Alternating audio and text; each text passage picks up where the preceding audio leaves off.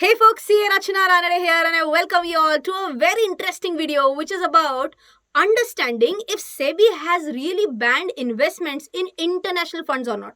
In fact, I received an email just few days ago wherein it was mentioned that the mutual fund industry is close to hitting the industry-wide overseas investment limit of $7 billion set by SEBI. So this email somewhere mentioned that now because that limit is being hit, you will not be allowed to invest overseas. Okay, I was about to digest this, but soon I got another email which mentioned that NAVI is coming up with a new mutual fund, NAVI US Total Stock Market Fund of Fund. And I said, what? Right now I received an email which stated that now we are not allowed to invest abroad because of the SEBI limit. And immediately I'm getting this another email which mentions that, okay, this is a fund of funds which is investing in US markets. And I was like, asa kasa kai? And to clear this air, we are going to do a full-fledged discussion on what is the exact interpretation of both these emails. And if you were to understand about the restrictions on overseas investments, I need your full attention for the next 2 to 3 minutes, right? So please understand that SEBI has put a restriction on every mutual fund house regarding how much investments can they do in the overseas market. Okay, so now you can imagine that we have mutual fund houses like NAVI, like ICICI, Axis, Birla, so on and so forth, right? So for every single fund house, there is a restriction of US $1 billion worth of overseas investment. Okay, so every single fund house can have only maximum how much overseas investment?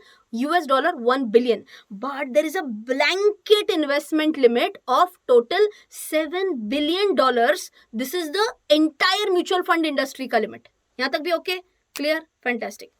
Now, if I were to go to one more step, please understand. Now, all these fund houses have also been told that if you were to invest in ETFs abroad, then every single mutual fund house will have a separate limit of US dollar 300 million, but again a blanket limit of how much? Of US $1 billion. Acha, by the way, this limit is for what? For ETFs investing abroad. I hope this point is again absolutely clear. Okay, now understand what has happened. Currently, the original limit that I discussed, $7 billion for limit of investing abroad, that is about to get exhausted, and that is the reason why SEBI has directed all the fund houses that, okay, wait, we are telling you to do a temporary suspension. Okay, is this like forever it has been blocked, forever it has been banned? No, this is a temporary suspension, so that they are saying that right now you are almost close to the final limit. That is why we are telling you to temporarily stop taking fresh funds from your customers, right? Now, is this the first time that this has been happening? No. So have a look at these interesting facts. Okay, earlier the fund house wise limit was $300 million, and this was raised to $600 million in November 2020, and now it has been raised to what? $1 billion in what? In June 2021, and this limit is now about to exhaust. Now, please tell me, when the original limit was $300 million, sorry, once it was about to exhaust, did they ban the overseas investment? No. What did they do? Temporary suspension. When it was taken to 600, again, temporary suspension. So what is happening right now is again a temporary suspension. I hope this is absolutely clear. Okay. So now what should ideally happen in coming few days / months? SEBI will again say that, okay, now the fresh limit is this much, and then they will again allow investments abroad. Okay. But then now you might have understood that this limit of investing abroad has been exhausted. The ETF limit has not been exhausted, and that is the reason why the reference that I was giving about NAVI of fund of funds, I'm going to talk about that in detail, but I hope that limit has not yet been exhausted. That is the reason why NAVI can very well come up with a fund of funds which is investing in ETFs abroad. Now, before we discuss more about NAVI's fund of fund, we need to understand the concept of fund of funds, right? And it has been such a long time that I have not even explained you any concept with the help of my beautiful drawing. So it's time to expand your imagination and try and guess what I'm drawing, right? For those who have been the viewers of my channel know about my amazing drawing skills. So here we are testing it after a long time. So try and guess what is happening. Okay, so this is, okay, wait. What is this? Hatti. Viewers, I hope you have understood. Such a nice fish. Okay, nice. Okay, and this is. I hope you have understood. Exactly. Yes, someone said it. It's Zuhu Chowpatty. Fantastic, because it's coming up. Wait. And here are those stalls. I've written it. Bhel. See, Bhel, Pani Puri. You guessed it right. Perfect. So. All these are amazing stalls. Okay, now where are we? Exactly, that's where we are. 1, 2, 3. But you might be like, what has happened to them? Why is everyone sad? They're not sad, they're tired. Okay, why are they tired? They had a fun day in Mumbai, but now they're like, we are very tired, we are very hungry. No one has that much strength to even go to that bhel wala bhaiya. Okay, now what is happening? Now there is this super enthusiastic. In one group there is always one enthusiastic friend who never gets tired, and he says, "Arey, don't worry. You want bhel or what? No worries. I'll go and get it." उसको थोड़ा पैर भी लेके आते हैं. Now we can go very nicely. Okay, chalo. So he says that, okay, I'm ready to go, but wait. What will you have to do is that you will have to also do contribution of my bail. This person is saying, okay, this person is saying that, okay, I'm ready to go to the bail wala bhaiya, but you three guys have to also pay for my bail. Is what this person is saying? Okay, so now finally what is happening, understand, assume that the bail is for whatever 40 rupees, okay, per person. So how much are they going to totally contribute? 160, but divided by 3, not 4. This is how much entire contribution this fellow is going to get, 160. So what did this person do? He took this 160 rupees, he went to, there is not only one bhel wala stall, multiple bhel wale stalls. Okay, now he is analyzing, and then he's going to take a final decision that, okay, it seems that this one is the best. Okay, now with all such a beautiful drawing and such a beautiful explanation, now let's try and understand what is the exact definition of fund of funds. So as per the proper definition, a fund of fund is a pooled investment fund. In our example, tell me how much was the pooled investment amount? Pooled investment fund, 160 rupees. Correct? So pooled investment fund that invests in other types of funds. Where did that 160 rupees go? In an investment. In our example, that investment was in bail. I hope you have understood that how this concept of fund works in a simplified manner. Now, before we go to the advantages and disadvantages, let's try and understand quickly what the example was, and now let's correlate it with practical examples. Now, like there were 3 friends, now we have 3 investors. Now, instead of that one enthusiastic friend, this is now a fund manager who belongs to a mutual fund house or an AMC to be specific. Now what happens? These investors are going to invest money in this mutual fund. But is this mutual fund going to directly invest in stocks or debts or no. This person is now going to invest in either a single mutual fund or will invest in multiple mutual funds. If this person invests only in a single mutual fund, that will be like a fund of fund. And if he invests in multiple mutual funds, then it will be fund of funds. I hope this entire example is absolutely clear.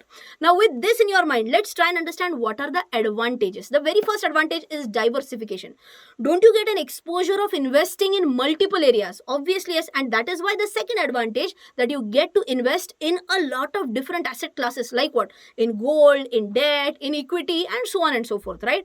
The next advantage is that you can invest with a very small amount. In fact, investors can invest with as low as even 500 rupees, right? So I hope base advantages are absolutely clear. What are the base disadvantage? The very first disadvantage is of the higher expense ratio. Now you can imagine, in our original example, if animation team, one more time, you'll have to get the example here. Okay, so in this same example again, now you can imagine if we had invested in this fund and this fund would have directly invested in equity, debt, gold, whatever, we would have been required to bear the expense ratio of only this mutual fund. Okay, but now what is happening? This fund is investing in these mutual funds and again they are investing somewhere. So now it's an expense ratio of this mutual fund plus expense ratio of this mutual fund, and who is going to bear these double expense ratios? We, the investors. So that is why the expense ratio in a fund of funds case is a shade higher. Second one is power of allocation. Okay, we had invested in one mutual fund, right? Does that fund manager have a power of allocation? No. The ultimate mutual fund where the fund is getting invested, those guys have the power of allocating our money. And finally, very important, is taxation. Now understand, the final mutual fund, even that mutual fund, if invests in 100% equity, still as per the taxation laws, a fund of fund is treated, the taxation of fund of funds is treated like a debt mutual fund rather than equity mutual fund. So for those who are in higher tax brackets, might have to bear the brunt of higher taxation. Well, now that you have understood the advantages and disadvantages, let me tell you one very real point, that there is one thing wherein there is absolutely no disadvantage. And what is that? Smashing that like button. So why are you waiting? Just smash it. Hana tyala. Right? So with that, let's go ahead back with our example. But now we are going to give it real names. Okay, instead of mutual fund 1, mutual fund 2. Now let's understand with practical examples. We the investors are same. Now we are investing in what? We are not investing in a mutual fund house.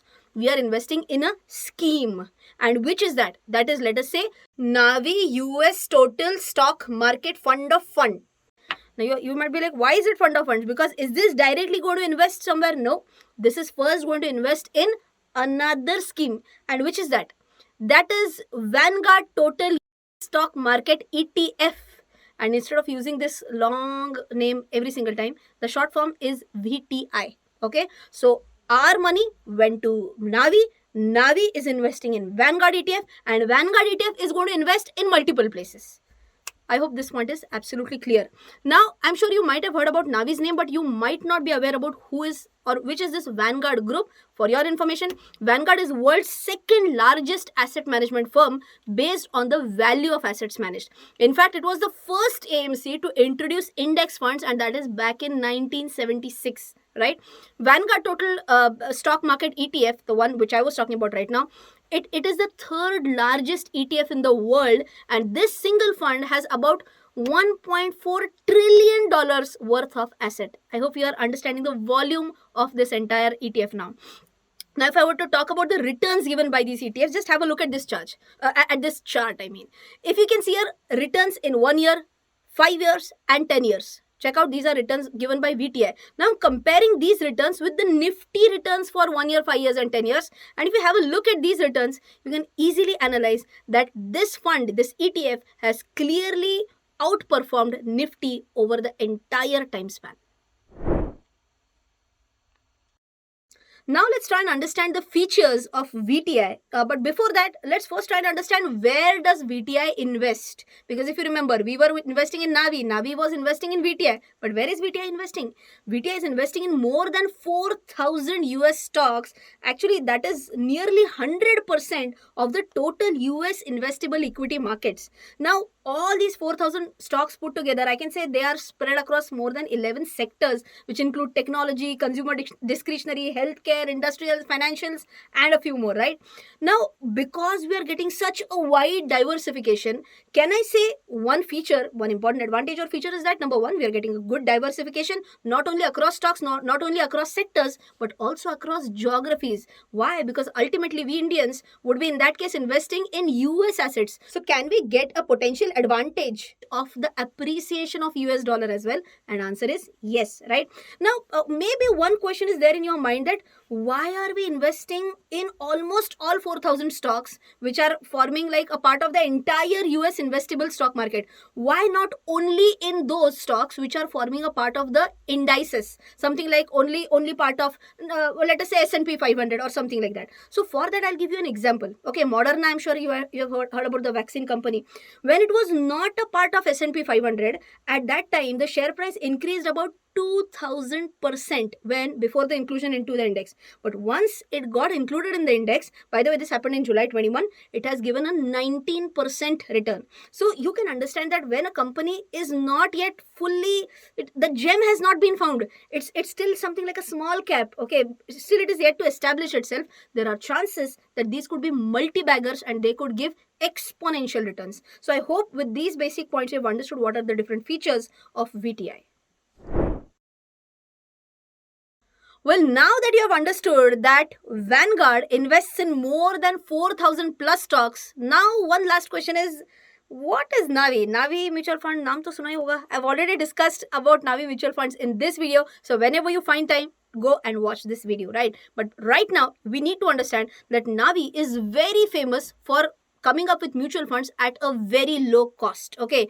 And believe it or not, the same advantage is also offered by Vanguard, because they also offer a lot of mutual funds at an extremely low cost. So it's like low cost, minus, and plus for our investor community. It's an advantage for our investor community. Now I'll tell you one more very important point, okay? Pay attention. Vanguard charges an expense ratio of 0.03%. right? As per SEBI rules and regulations, this fund, in our example, NAVI, can charge maximum double of that which has been charged by this fund. So, mathematically challenged people, you can calculate, na? 0.03 into 2. So, this is going to be 0.06. Now, as investors, how much will we have to shell out as expense? We'll have to shell out 0.09%. Correct? I think this example and these advantages are also clear. And if you want to invest, you can also invest in this FOF through platforms such as Grow, Paytm, Coin, and few more. And now the grand finale question is that instead of going through this route, can I directly invest in VTI? Answer is yes, you can. But wait, for that we need to understand certain important points. Number one, we need to take care of the LRS limits. LRS is Liberalized Remittance Scheme limits. How much is the maximum limit? We can invest up to $250,000 per person per year. If you feel that this limit is very less, in Indian rupees, it's almost 1,86,60,000 rupees per person per year. That's a fair enough limit. Okay. So, are we allowed to invest? Yes, but with a cap of investment amount. Number two, once I decide, okay, I'm going to invest, what is my next step? I'll have to find out a good US broker. Okay. I identify a good US broker. Now, step number 3, I'll have to first convert my INR into USD. Okay. Will that include certain charges? Yes. Now, I converted it. Then I gave it to the US broker. Now, US broker is also going to charge me some money to make the investments. So, those charges also I will have to bear. So, are there multiple charges which are involved here? Yes. Still I say okay with all the charges. Now, I am ready to invest directly in VTI.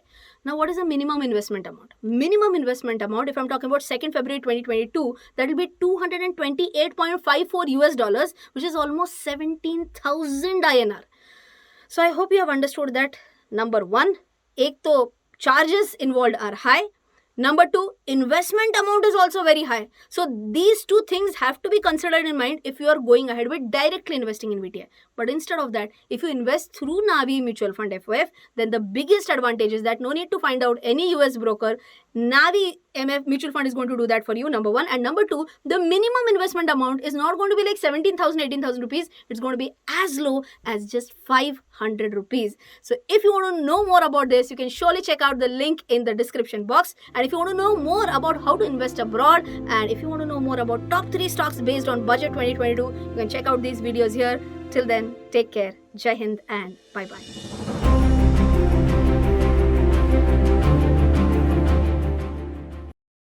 Mutual fund investments are subject to market risks. Read all scheme-related documents carefully.